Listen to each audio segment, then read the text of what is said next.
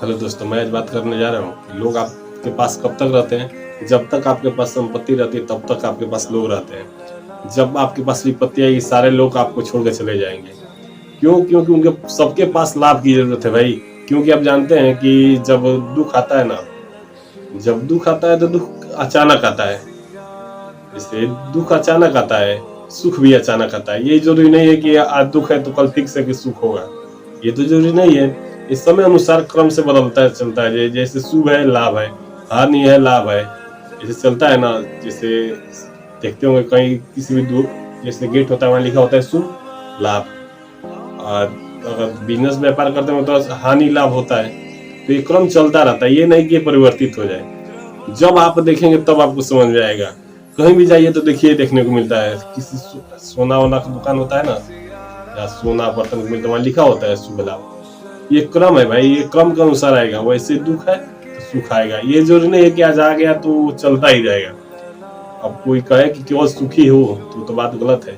सुख केवल नहीं हो सकता, फिर केवल दुख भी नहीं हो सकता। क्योंकि आपको समझना चाहिए कि जो दुख आता है तभी सुख आता है, जब सुख आता है तभी दुख आता है। उस समय अनुसार क्रम एकदम चलता रहता है। अगर आप सोचें कि नए लोग कहते हैं कि आज बहुत मजा आया, ये जरूरी नहीं है कि एक दिन मजे आने से आपका जीवन बदल जाएगा। ये तो जरूरी नहीं है। लेकिन आप देखिए एक बार कि रोज अगर मजा आए वो भी गलत हो जाता है, रोज दुख आए वो भी गलत हो जाता है। तो जैसे जैसे लोग कहते हैं कि मजा आया, आप कभी देखिएंगे कहीं जाएंगे तो भगवान ने क्या नियम बनाया है। किसी के भी मुंह से सुनेंगे तो भगवान ने वही नियम बनाया है कि पृथ्वी पर जन्म उन्हीं का होता है जिन्हें दुख भोगना होता है।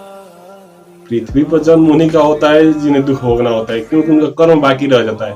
तो कर्म बाकी रह जाता है तो दुख भोगने के लिए आते हैं। जब दुख का छुटकारा हो जाता है तो कहाँ उनका जन्म होता है, जन्म ही नहीं होता है। आत्मा परमात्मा में विलीन हो जाती है। आप महाभारत में जब देखेंगे गीता उपदेश वाला जो कांड है, श्रीमद् भागवत गीता वाला, तब आपको समझ में आएगा। जन्म उसी को होता है जिसका दुख होता है। अब आपके पास दुख आएगा तो आप ऐसे बने रहिए कि आपके पास दुख है तभी भी लोग रहे, सुख है तभी भी लोग रहे। ऐसे आप बन के रहे, नहीं तो वैसे रहेंगे तो दुख आएगा तो सारे लोग आपको छोड़ के चले जाएंगे। कोई आपको पूछने वाला नहीं है।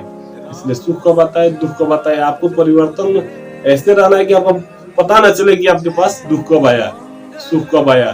तब लोग आपके पास वैसे ही रहेंगे, समझ नहीं पाएंगे कि हम इसके पास रहें कि हटें। इसलिए जब पता नहीं चलेगा तो आपके पास हमेशा रहेंगे। इसलिए आप सोच समझ के एकदम अपने विचार को बनाए रखिए।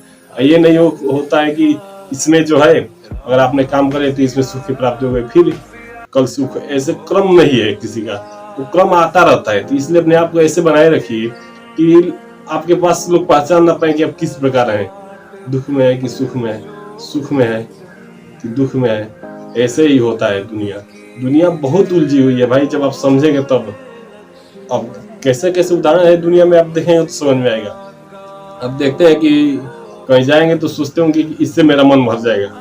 कहीं होटल में जाएंगे तो एक बार वो चीज खा लिए तो सोचे मेरा मन भर गया, लेकिन फिर आपका मन उसके 10 दिन 5 दिन बाद वहीं जाने के लिए कहेगा।